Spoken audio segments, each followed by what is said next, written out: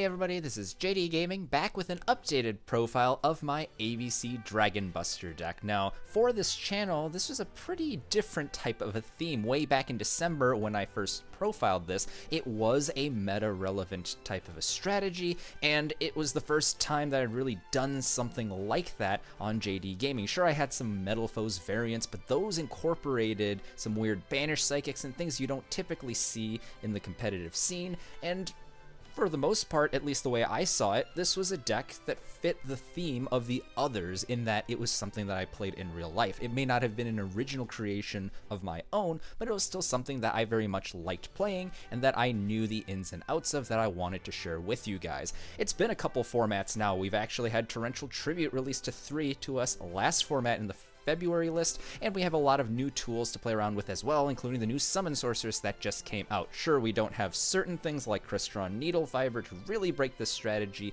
but then again, just like before, I do like playing a varied version of the strategy that incorporates a lot of different engines. So if this is the first time you're seeing ABCs, then hopefully it'll be a good introduction, kind of a tutorial for you guys so that you can figure out what you want to build more towards and you can tweak it from there.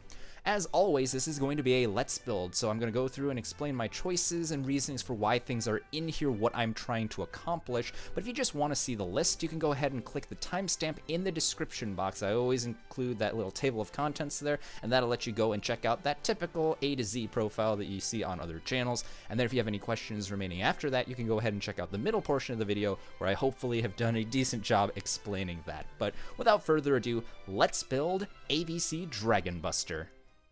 The first step in building any deck is to establish the theme and figure out what our goals are, and as you may have figured, our main objective is to summon out 𝗍𝗍𝐸 Dragonbuster as quickly and efficiently as possible. This spiritual successor to Seto Kaiba's original XYZ Dragon Cannon is pretty much an upgrade in every single way. It's got more attack points, 3,000 attack, 2,800 defense, and the pieces, A, B, and C, can be banished from either your field or your graveyard, which means you can go ahead and use those for any play you would like, link summoning, C summoning, whatever, and as long as they end up somewhere where you can banish it between field and grave, you banish a set of them and you drop this guy pretty much for free on top of what you were able to do with the pieces. Then, he has 2 very powerful quick effects that make him worth playing. During either turn, once per turn, you can discard a card to target a card on the field regardless of what it is and what its position is and banish it, which is a very powerful form of removal and disruption during your opponent's turn. Then, only during your opponent's turn, this card can dodge your opponent's effects by tributing itself and then targeting 3 of your light machine type union monsters with different names, in other words A, B, and C. You then summon the 3 pieces, allowing 𝗍𝗍𝐸 Dragonbuster to break itself up into little pieces, and then you can go ahead and make use of those pieces for more plays the following turn, then banish them again for another 𝗍𝗍𝐸 Dragonbuster. This is why this card is absolutely insane as long as it remains unlimited like it is in the TCG. It's that you can continuously summon out other copies to replace itself, and all the pieces are going to give you nice benefits, whether they're used on the field or end up in the graveyard through something simple like a Foolish Burial. Looking at the individual pieces, we have A, Assault Core, who you may guess is a Scorpion who can attack your opponent with its 1900. B, Buster Drake, which is a little more defensive. It's got 1,500, 1,800 for its attack and defense. And then C, Crush Wyvern, who is much more suited for defense with its 2,000 defense. It's only got 1,200 attack points. All 3 of these, you'll notice, are machine-type union monsters. They're level 4 and they're light, so there's a lot of synergy with some of the cards we can use in our extra deck and that we will play in our main as well. You may notice here they're all colored a different way. A, Assault Core is orange-yellow, Buster Drake is green, and C, Crush Wyvern is purple. And the reason for that is, if you remember, union monsters from way back in the day can equip themselves to a specific monster. In this case, any light machine type monster. And then they grant a protection effect to that monster, making it so your opponent's cards of that same color type cannot affect them. So no monster effects can affect anything equipped with a Assault Core. Your opponent's spells can't hit you when you have B, Buster Drake, and their trap cards won't work when you have C, Crush Wyvern. On top of that, they all have an ability if sent from the field to the graveyard, and that's from anywhere, even if they were a union monster. So A, Assault Core lets you take a monster in your graveyard that's a union that's not this copy of A, Assault Core. So it could be even another copy of A, Assault Core, but you target that card and return it to your hand.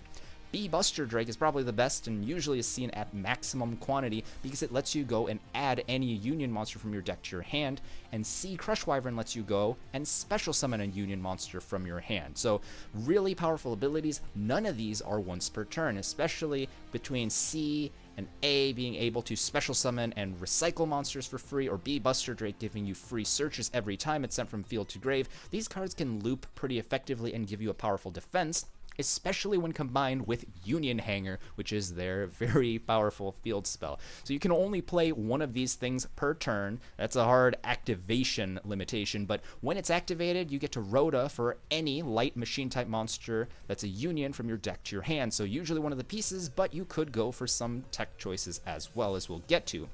And then if a light machine type union monsters is normal or special summoned to your field except during the damage step, so it can't be because of battle or anything, you could target one of those monsters and equip an appropriate monster from your deck to that card, just basically giving you another free search. And then that monster can't be special summoned from being union that turn, but it's still a pretty powerful ability considering it lets you go and get whatever piece you may be missing. So essentially, playing Union Hanger lets you go and, let's say, add an Assault Core with its 1900 attack to your hand, and then you can go summon it and immediately equip a B. You use that monster for a play, and then you can fetch your C with your B effect, and maybe even add B to your hand with A if you want that ability. Just like an example of the types of things you can do. Also on the defensive front, remember that 𝗣𝗍𝖫𝖇𝑑 is able to dodge effects and then summon these three guys back to the field. If you have a Union Hanger out, you're going to be able to equip something from your deck to one of these guys on top of having them as defensive pieces, which then helps make sure you don't run out of cards in your next turn as you make big plays. So to start off with the core of this deck, we need to play 3 copies of 𝗣𝗍𝖫𝖇𝑑, because since this thing tributes itself and doesn't recycle itself as part of its ability, we need extra copies to be able to make use of the pieces that we get for free. Sure, we can go ahead and use them for link summons and stuff, but ideally we'd have another 𝗣𝗍𝖫𝖇𝑑 to go into afterwards to capitalize on the free resources we've sent to the graveyard. On top of that, every version of this deck is going to be playing maximum amount of Union Hanger, and in this deck, of course, we'll be playing 3 copies of Terraforming as well, which will let us fetch our Union Hanger. Then from there, I like playing 3 copies each of A Assault Core, B Buster Drake, and C Crush Wyvern. This is something that people like playing around with different numbers for, and sometimes people go 2 of each, sometimes people go 2 of A and C, but all 3 of B. It all depends on what you're trying to do. In my case, I'd rather have any ABC piece in my hand and try to make some Xyz or link play with them to then capitalize on the fact that they're just extra pieces. It gives you some additional bonus on top of the consistency of actually allowing you to summon out more pieces or more versions of your ABC. So there's some pluses there as well. You could take out some of these things. It's not necessary to play 3 of each, but I do prefer doing so that I have maximum access to our ABC. And then on top of that, this I like playing as a one of tech as part of our core. Heavy Mech Support Armor is basically a different light machine union monster, which means we can fetch it right off of our Union Hanger, and when it's normal summoned, it lets you go and take any of your other union monsters and then special summon it to this to the field, which is pretty darn cool because now you can go and attach any of the pieces, like let's say a B that's in the graveyard, and then go special summon that thing, and then when it leaves, you get that search effect. Plus, if you have Union Hanger, what I like doing is activate Union Hanger, and then you could go and add this to your hand, summon this, which will let you go and revive something from your graveyard, and you can go and equip something from your deck to this card as well. Then if you make a link play, if it was a B Buster Drake, let's say that was equipped, you get that effect, whatever you revived is going to get its effect as well, and so this basically helps you snowball some advantage. On top of that, remember this is a union monster, and its protection ability is the monster equipped with it cannot be destroyed by battle or guard effect, because this thing will just get rid of itself instead, and that monster while equipped cannot be targeted. So imagine an ABC Dragon Buster that cannot be touched by your opponent's cards pretty much at all.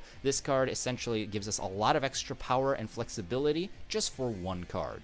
Now that we have our main goal established, I want to go and talk about 3 key extra deck cards that we want to be able to summon as consistently as possible to help us reach our primary goal of getting out ABC. The first one is 𝗣𝗍𝖇 Tsukuyomi. This one's fairly standard in various versions of this deck. You need 2 level 4 light monsters to summon, which all of your pieces will allow you to do, and then once per turn you can detach a material from this card to discard your entire hand of at least 1 card, and if you do, draw 2.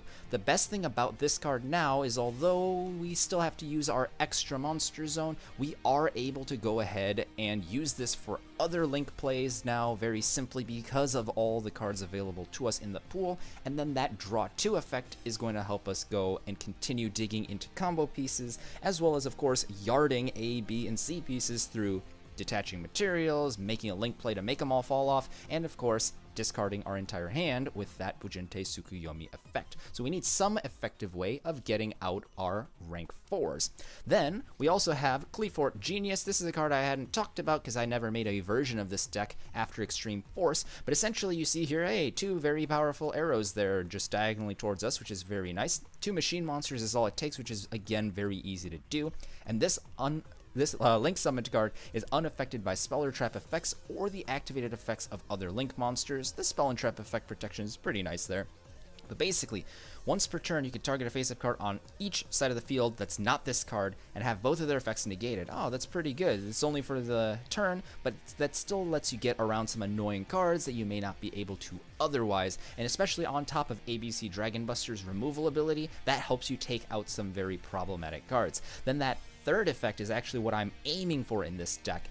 If 2 or more monsters, or I guess 2 monsters, are summoned to these arrow zones at the same time, which ABC Dragonbuster allows us to do very easily, we can add 1 level 5 or higher machine type monster from our deck to our hand.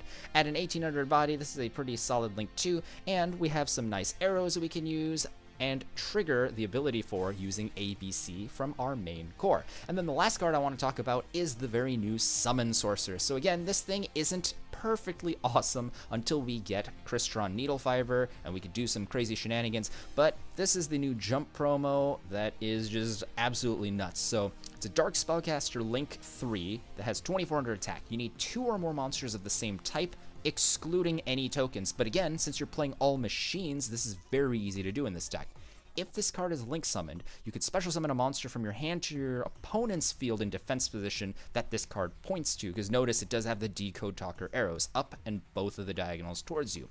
Then, at any point, whether or not you did that, you could target 1 face-up monster this card points to and special summon 1 from your deck in defense position with the same type as that monster. So basically, you get another free machine. You can't use that card's effects, but hey, that effect is still going to activate if it hits the graveyard and it's an ABC piece or whatever, or if nothing else, you'll literally just grab an ABC piece, even if you didn't need to use that Crushed Wyvern's effect or whatever for advantage purposes. This card is just really, really neat because it allows us to leverage our ABC pieces into more search power straight from the deck, and it's just such a better card than 𝕮𝖆𝖇𝑑 in this strategy because we're actually able to take advantage of its abilities and its arrows. 𝕮𝖆𝑇𝑑's not terrible in this strategy because sometimes, again, granting yourself protection from targeting on your ABC Dragonbuster is going to be worthwhile, but realistically, Summon Sorceress allows you to more proactively make plays using your deck's core, and so we're going to try and bring out enough monsters to summon these 3 guys here. So how exactly are we going to place our monsters onto the field? Well,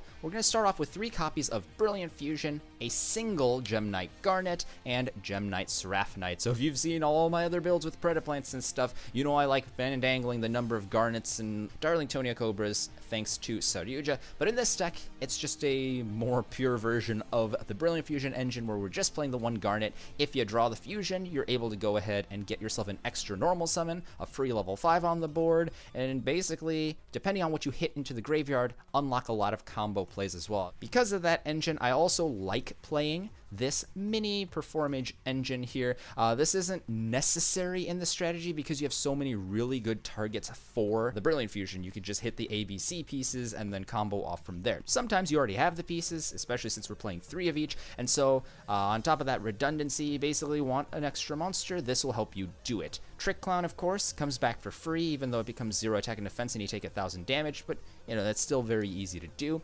Then Hat Tricker is able to special summon itself as long as there are 2 or more monsters anywhere on the field total, including your opponent's stuff. So if you're going second, it's a very easy free drop. It'll help you make some plays, link summons, and all that stuff. And you can search either of these to your hand easily with Damage Juggler, who can be banished from your grave to add either of these things to your hand, which gives you a lot of flexibility in how you want to play these things. Plus, he does serve as a hand trap that helps prevent battle or burn damage, which is sometimes relevant. You know, maybe with the time procedures, you guys will find some way of doing something with that, but it's just an additional support engine there. Then I like playing Gold and Silver Gadget. This is something that I'm always considering, do I want to pick up more of these things to play more of them? It's definitely an area you can go into. Basically, they have the same ability. When it's normal or special summoned, you could special summon a level 4 machine type monster from your hand, so any of the ABC pieces. And since these guys are also light level 4s, you can make 𝗣𝗍𝖇 Tsukuyomi with them very easily. Why you play one of each when Gold Gadget is stronger than Silver is because if they die, like through a Solemn Strike or something, then you're able to go ahead and search the other copy of the card once per turn, which is pretty nice. Basically gives you that extra flexibility. In case you get stopped, you're able to go and fetch the other one, and so that's the main reason that you would want to do this. This is definitely an area where you could, you know, consider bumping it up to 2 of each. Some decks even like playing 3 of each by dropping some of the other stuff that I like doing, but at least 1 of each of these I very much like because it gives us extra support when we have things like our extra normal summon through Seraph Knight, or even more so when we don't have that and we just need to put monsters onto the field.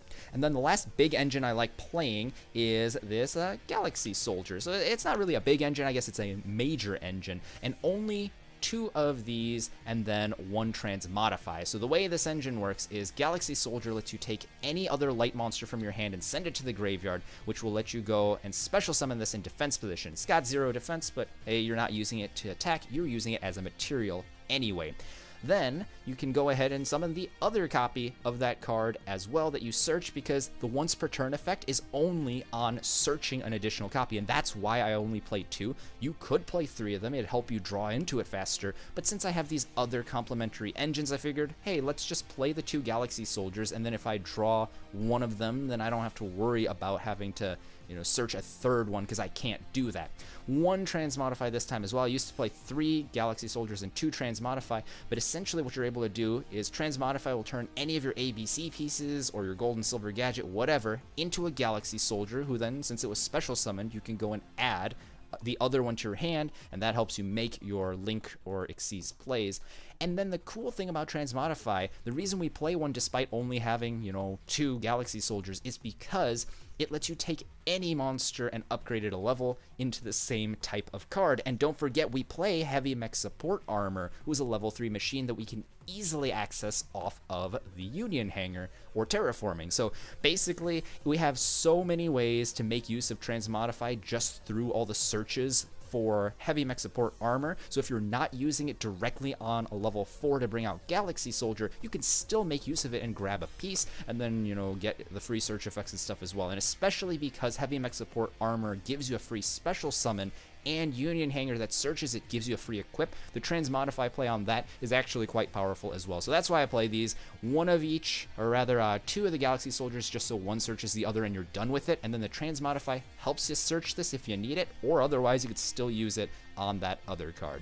What do you do with these guys? Well, they are light monsters, they're machines, so you can use them to help you go for your Summon Sorceress, your Qliphort, Genius, but don't forget they're also level 5, which means we're able to stack 2 of these things for a Cyber Dragon Nova, who just needs 2 level 5 machines, and then that lets us go Cyber Dragon Infinity, which is still a very powerful negation body. If you can bring this guy out with an ABC, your opponent's going to struggle a lot. A lot of times they're just going to have to end the game there, because it's going to be hard to fight through a negation body and a quick effect disruption that just banishes their card. And then even if they push through that, your ABC is probably surviving, and then, you know, you have your Union Hanger and all that stuff. So that's why I very much like playing these. Sometimes, though, you don't need to stop, you know, one card. You want to really stop like a blowout your opponent may have. And for that reason, I like playing the artifact 𝕮𝖏𝖊𝖊𝖊. So this basically lets you do one of two things. It lets you either detach a material to shuffle both players' hands, if they have them, into the decks, and then they mulligan, draw the same number of cards.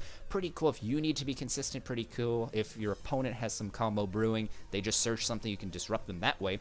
And then the other ability is when your opponent activates a normal spell, normal trap, or an effect monster's effect on their field, you can go and detach a material to transfer that effect into destroy a spell or trap you as the ABC player control, so your opponent gets to kill one of your cards. But the cool thing is, you have Brilliant Fusion that's dead. If you have Union Hanger, that's still not the end of the world, because I'd rather get that hit than like a 𝕮𝖊𝖇𝖑𝖊𝖓 to the face. This basically allows you to make a stronger field in situations where Cyber Dragon Infinity may not be the best option. It has a lot of flexibility, proactively and defensively, and there have been games where I've just been able to sit on this thing, and it's just like, wow, you know, negating and destroying the card may not be the best option. This card is just able to get around that. It's time to finish up the main and extra here with some tech that'll help us accomplish our goals. First up is Foolish Burial, which actually was absent in my last build. Kind of weird considering I dropped Destrudo with Ancient Fairy Dragon being forbidden, but Foolish Burial is a nice catch-all. It lets you go for the last piece you may be missing with that Destrudo engine now being gone. You're able to hit your Trick Clown for free monster. There are a lot of little things you're able to do with this card, so even though it's technically a minus, it's still good in the consistency that it brings. Then I like playing one Monster Reborn and Soul Charge because if you read the ABC Dragon Buster, it says, must first be special summoned from your extra deck by banishing the pieces, but after that you can revive them just for free. And if you remember, the way the card works is it tributes itself to dodge during your opponent's turn, summoning the 3 pieces and breaking itself up essentially. You can go and summon another ABC using that, and use either of these cards to then revive your other ABC Dragon Buster. And since each one has a once per turn effect that's not restricted to the card's name, it's just each copy gets its disruption effect, you're going to be able to make your opponent have a very terrible time by reviving your ABC pieces. And on top of that, you know, these just let you combo off and stuff as well, so obviously good for just general purpose, but in this deck your boss monster gets even more powerful with it. And then don't forget, Soul Charge has the ability of triggering Qliphort Genius on top of all of that as well. And then like Cyber Dragon Infinity can go and equip a monster to itself, or attach a monster to itself as material. There are a lot of cards that become live if you bring them back, even if your opponent happens to get rid of them. So I definitely like that. And then I actually like playing some trap cards for some of the last slots. So first thing is 3 copies of Torrential Tribute. So this is seeing a lot more use in OCG versions of ABC and stuff. And basically what we're able to do with this is Torrential Tribute during your opponent's turn, then use ABC Dragon Buster, dodge, and you summon the 3 pieces. They all get wiped out, but you claim all of their abilities. And if you had Union Hanger, then, you know, you missed the timing on Union Hanger, I suppose. But, you know, it's still pretty good in the advantage you're able to get off of your Torrential Tribute, because then next turn you go and summon out another ABC using the pieces that you just claimed the effects for, and then maybe can do some crazy stuff from there. So very powerful, chainable form of disruption that your opponent is not going to enjoy playing around. And then I also like playing 3 copies of Solemn Strike, just because, you know, you're only paying 1,500 life points with this. You're not playing Destrudo, so it's a lot easier to afford this life point cost, because it's only 15, and the extra negation on top of your Cyber Dragon Infinity, your ABC Dragon Buster, is very easily going to seal out games. And then 1 copy of Skill Drain for the same reason. So basically, if you remember, this card is worded so that anything that's on the field is negated while it's on the field. So ABC Dragon Buster dodging to tribute itself basically means it's not affected, so you can go ahead, flip this thing up, you know, have it up, or you could play it in the chain, but basically your opponent uses their thing, you use ABC Dragonbuster's ability, you tribute it off, and now it's not on the field, so it can't be negated. You're able to get rid of the card, and you summon the pieces, and then next turn you summon another ABC Dragonbuster and do the same thing. So this card is insane for that reason. And in the side deck, you could easily play Gozen Match or even the Rivalry of Warlords as well, if you need some extra help against certain attribute or type-based strategies. Limit the variety because you are playing mainly light machine monsters anyway, but this is the most versatile and powerful out of all those types of floodgates, so I figured we'll main deck this thing. It's a powerful one-of that can help us control the game. And then, out of necessity, the last two cards in the main are two copies of Called by the Grave. This deck absolutely hates hand traps. It's so consistent until you get stopped by a hand trap, so definitely want to be able to stop those. Again, thing you got to watch out for with this card is if your opponent's using this, which they probably will somewhere between main and side, if they hit your ABC Dragonbuster as you're dodging, you sent that thing to the graveyard, making you vulnerable to negation, and then your discard disruption effect can be negated by this card as well. So yeah, you're playing this thing to stop hand traps and make your plays proactively work, but keep in mind with this card, when you're playing this deck, your opponent can do a lot to you by using this thing, so do keep that in mind as you're playing your cards.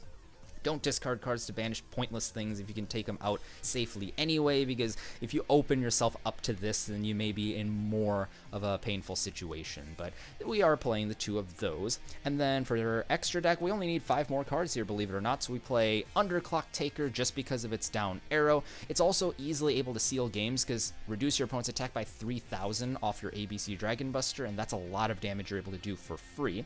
Then I like playing Borolo Dragon because he just steals stuff and, you know, steals games just because he's that powerful. And then 𝕮𝖫𝖇𝑑 because we are playing like the Brilliant Fusion and stuff, lots of free special summons we're able to do, so you technically are able to get extra mileage out of this card. It's not as mandatory or key of a card as in other strategies where I've built around 𝕮𝖫𝖇𝑑, but it's still a nice tool to have every once in a while. It gives you all the arrows you could ever want, so very nice there. And then the Xyz monsters I like playing are Castel, just for generic removal. He does also detach both materials right off the go, so yeah, you could use him as link material now, so that's a little less relevant, but hey, you're basically never going to be tied up with your Castel unless it happens to be sitting there alone like a sitting duck in your extra monster zone. And then �11𝗍𝗑𝗄 is nice because since we're playing a trap variant of this deck, if you stick this thing in defense position, as long as it's not a link-centric strategy, you're able to just blank your opponent's field for a few turns while you draw into your pieces, and then you can make a big combo. And if not, you put it in attack position, it's just a wrecking ball because it's hard to kill with its protection abilities, and then you can make use out of it that way. If you watched the video in its entirety, thanks! Hopefully you guys enjoyed seeing this version of ABCs as much as I did putting it together. Again, an extremely flexible strategy that has so much room to evolve into the future, with current tech and cards that are yet to come out. This deck is just absolutely a blast to play. We'll get through with the main deck first. It's 40 cards here. We have triple of each A, B, and C, and then we play a pair of Galaxy Soldiers, 1 gold gadget, a heavy mech support armor, 1 each of Performage Damage Juggler, Hat Tricker, and Trick Clown, 1 silver gadget, and then a Gem Knight Garnet. And then for our spells, we play triple Brilliant Fusion, double Called by the Grave, Foolish Burial, Monster Reborn, Soul Charge, triple Terraforming, 1 Transmodify, triple Union Hanger, and then for traps we play a Skill Drain, triple Solemn Strike, and triple Torrential Tribute. Then for our extra deck we play 1 copy of Qliphort Genius and �11𝗍𝗑𝗄 as our link 2s, Summon Sorceress as our link 3, Borolo Dragon and 𝕮𝖫𝗇𝑑 Skuldred as link 4s, and you could play more link monsters, but I opted to go with this bare bones strategy here. Then we have Bujinte Tsukuyomi, Castel the Skyblaster Musketeer, and number 41 �11𝗍𝗑𝗄, the Terribly Tired Daper at rank 4. And then we have for rank 5s a Artifact Durandal, and then Cyber Dragon Nova, who of course goes into our Infinity. Then for fusions, Gem Knight Seraph Knight for the Brilliant Fusions, and of course our triple ABC Dragonbuster, as is the namesake of the deck. That's the end of this video, but if you'd like to see more of this series, you can click the annotation on the right, or you can see the last video I did by clicking the one on the left. If you enjoyed, I encourage you guys to leave a like and share it with others you think who may enjoy it as well.